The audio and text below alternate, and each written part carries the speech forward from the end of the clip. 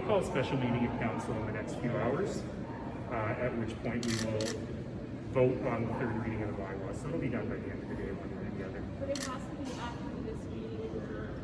Oh, it can be during a recess. Why is that important, sir, that it happened today as opposed to later this month? Oh, you know what? I think that was really what council was debating today, was whether it should be now or 2 weeks from now. And council's will was very clear that they preferred now over 2 weeks from now. So I just want to follow council's direction on that. What's your thoughts about this passing today and what it means for Calgarians? Well, you know, I'll answer that question politically first, which is what you saw today was actually a very broad consensus of council just agreeing on the right way to move forward based on the data. With the exception of one member of council, there was no politics involved in this. It really was, we had asked for 2 more weeks of data. We didn't quite get them because the province hasn't released any data since last Wednesday. But we did get 10 days of solid data, and the biggest thing in those data was the fact that the vaccination rate went up 12% in 1 week. That's really good. The second dose vaccination rate, that's really good. And if we get another 12% between last Wednesday and the parade on Friday, that means we'll be over half people having their second dose, which mentally for me was always a point at which I felt more comfortable moving forward with feeling viable. And so the numbers are really looking good. And so that's what council said. They said we want more data because we just weren't comfortable. The Premier and the Cabinet had made a decision 4 weeks in advance without any data. And we just said we really want to make sure those numbers are trending in the right direction. We asked the administration to look at 4 things: second dose vaccination rates, infection rates, hospitalization rates, and ICU rates. Second dose vaccination rates are really good. Not in every part of the city, but in most parts of the city. Infection rates are almost as low as they were when we put in the bylaw last summer. And hospitalization and ICU rates are still higher than they were last summer, but they're really trending down. And so with those 4 things in place, I felt comfortable saying, all right, we can move forward. So what does this mean to Calgarians, I think you asked, right? So the biggest change here is in stores and restaurants. So in restaurants, as you know, you didn't have to wear your mask the whole time, but you did have to wear it when you came in and as you left, and if you got up to go to the bathroom. Now that is no longer required. And in stores, it is no longer required as a law, but there are many stores that will continue to enforce it in their own chains or in their independent stores. And so I would ask everyone to respect the store rules. If they have rules that you have to wear a shirt, you respect that. If they have rules that you have to wear a mask, you respect that. And I really encourage everyone not to take it out on the retail workers. It's not their decision or their job, and it's not fair to them. But beyond that, for now, masks will still be required in city facilities, such as here at City Hall, but more important in our rec facilities, the city-owned and operated rec facilities. And they will also be required as per the provincial mandate on transit, taxis, and in shared ride vehicles like one other thing, our bylaw actually was not about workplaces. Our bylaw was only about publicly accessible places. The city, the province's mandate that they put it in December was about offices as well. So in your office, your employer, of course, can make the rules. Vous avez dit que vous étiez préoccupé par le variant Delta. Vous ne pensez pas qu'en allant de l'avant avec ce règlement-là, vous allez trop vite et qu'il y a des risques? Je m'occupe beaucoup de variant Delta. C'est très sérieux.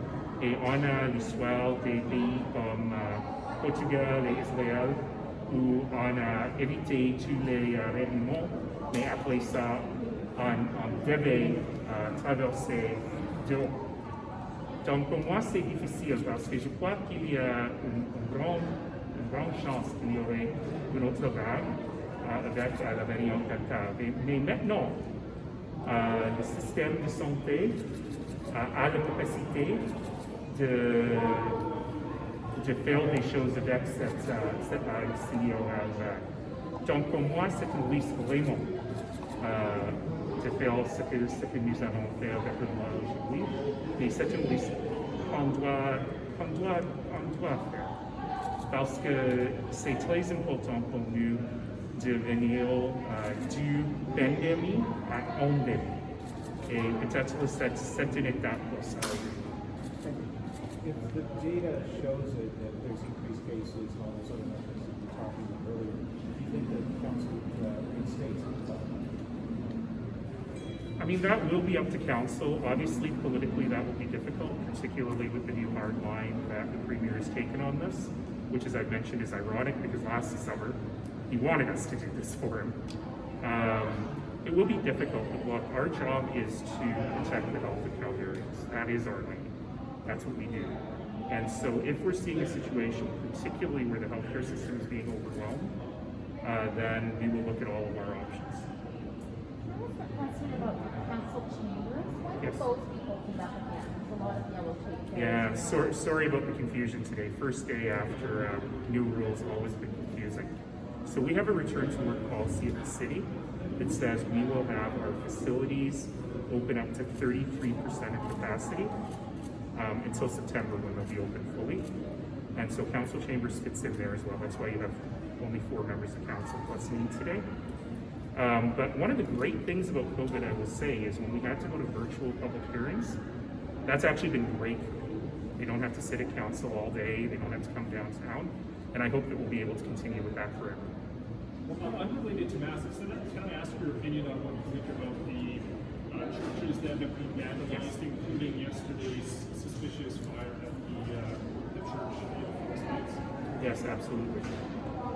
You know, I am incredibly devoted to the issue of reconciliation. I have been for a long time. And I'm incredibly devoted to anti-racism and understanding history and coming to a reckoning with our history. However, this kind of vandalism is uncalled for. It's wrong. It shouldn't be done. When you deface or vandalize churches or monuments, you actually are hardening people's hearts at a moment where we need to soften people's hearts, at a moment where people now finally have reconciliation in their heart.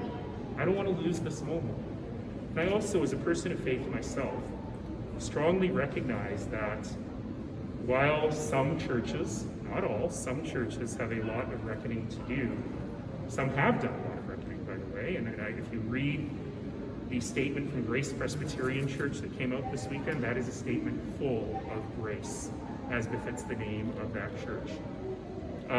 However, for many people, myself included, places of worship are also places of refuge and of peace at a time when we need that very badly.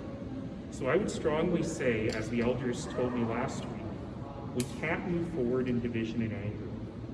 We have to move forward in truth, but also in a sense of unity in how we move forward together. What kind of work will the city, I'm thinking city specifically, continue to do around the pandemic, especially with parts of the east having lower vaccination rates and case rates? Yeah, this is an area where we don't have a ton of direct authority or money, frankly, but we do have convening power. And so Chief Henry has done a really great job as a member of the city's task force, or excuse me, the province's task force on immunization. And I really have to raise my hat to the Calgary East Zone Newcomers Collaborative, who has taken over kind of the basic grassroots work of getting people immunized across the city, not just newcomers and not just in the East. And so we're going to continue that work very strongly. You'd be surprised at how much time I've personally spent on trying to increase access to vaccination, on trying to encourage people, and I don't see that stopping at all. You know, we just have to go to where people are. We got to go to their workplaces, we got to go to transit stations, and really try and capture people, because not all of us have the luxury of sitting online waiting for an appointment to be available and then booking an appointment 2 weeks from now. So ultimately, that's got to be the goal. We've got tons of supply. And so I should say to everyone, we have tons of supply. So if you're ready for your second dose, if you've had 4 weeks since your first dose, just go get it. It doesn't matter if it's Pfizer or Moderna, it's mix and match now. But there's opportunity. Call your local pharmacy or go online and book it, and you can probably get an appointment today. Mayor, what is the issue with AHS that you highlighted there in the meeting? Because Chief Henry made it sound something quite different, in that conversations are happening, they're open, they're responsive. So what is the issue? It took a long time to get them to open and responsive, to be honest. You know, AHS, the frontline workers of AHS are miracle workers every day. They do amazing things. I'm deeply grateful. But I don't think any of them would disagree that the organization can get a bit bureaucratic. And certainly, I know for the grassroots organizations that have been trying to put on these clinics, it has been hard. But things really changed about 3 weeks ago, and I hope that that new spirit of openness will continue. So there will be more pop-ups, more mobile? I sure hope so. All right. Explain why it's important to the city to maintain the mass vending in city-owned facilities. What was the basis of the meeting to make that?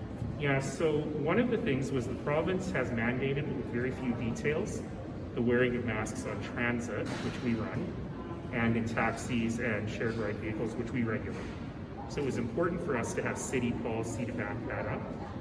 But the other thing is, the real issue that the province has not addressed is the issue of children.